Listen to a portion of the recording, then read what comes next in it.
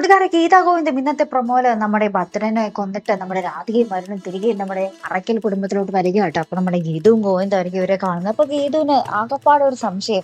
ഗീതു പറയുന്നുണ്ട്, ആകപ്പാടെ ഒരു പരിഭ്രമമൊക്കെ ഉണ്ടല്ലോ, എന്തൊക്കെയോ കള്ളത്തരങ്ങൾ ചെയ്തിട്ടാണ് വരുന്നത് എന്ന് നമ്മുടെ രാധികാമ്മയുടെ മുഖത്ത് നോക്കി പറയുമ്പോൾ രാധികാമ്മ ഇങ്ങനെ ഞെട്ടി നിൽക്കുന്നു കേട്ടോ. ഈശ്വര, ഇവളെല്ലാം അറിഞ്ഞോ എന്നുള്ള രീതിയിൽ.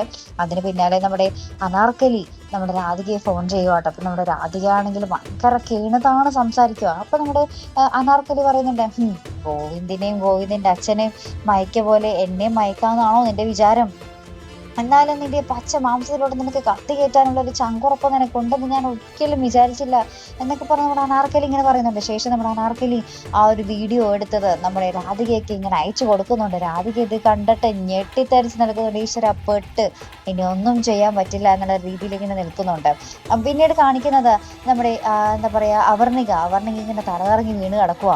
അപ്പൊ നമ്മുടെ അജാസയ്ക്ക് ഇത് കണ്ടിട്ട് എടുത്ത് ഹോസ്പിറ്റലിലേക്ക് കൊണ്ടുപോകുന്ന കുറച്ച് രംഗങ്ങളും നമുക്ക് പ്രൊമോയിൽ കാണുവാൻ സാധിക്കുന്നുണ്ട് കേട്ടോ. അപ്പൊ എന്തായാലും നമുക്ക് കാത്തിരുന്നതിനെ കാണാട്ടോ. നമ്മുടെ ഗീതുവിന്റെ സ്വന്തം അച്ഛനെയാണ് നമ്മുടെ രാധികാമ്മ കൊന്നിരിക്കുന്നത്. ഗീതു എങ്ങനെയായിരിക്കും ഇതിനെതിരെ പ്രതികരിക്കാൻ പോകുന്നത് നിങ്ങൾക്ക് കണ്ടു തന്നെ അറിയണം കേട്ടോ. അപ്പൊ ഇതുപോലുള്ള പ്രൊമോ റിവ്യൂസിനും എപ്പിസോഡ് റിവ്യൂസിനും ഒക്കെ നിങ്ങൾ മറക്കാതെ ചാനൽ സബ്സ്ക്രൈബ് ചെയ്യുക. അടുത്തൊരു വീഡിയോ വരുന്നത് വരയ്ക്കും ഗുഡ് ബൈ.